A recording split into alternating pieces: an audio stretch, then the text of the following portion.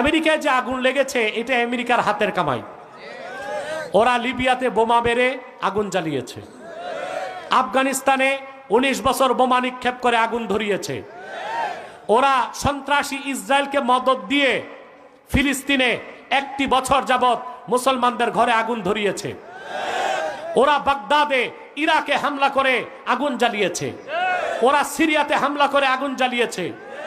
50 বছরে যত মুসলমানদের যত দেশে আগুন ধরিয়েছে, আল্লাহ তাআলা ক্যালিফোর্নিয়াতে 100 গুণ শক্তি বাড়ায়া সে আগুন ধরায় দিছে। এই কয়েকদিনে ওদের 1.5 লক্ষ বাড়ি পুড়ে ছাই।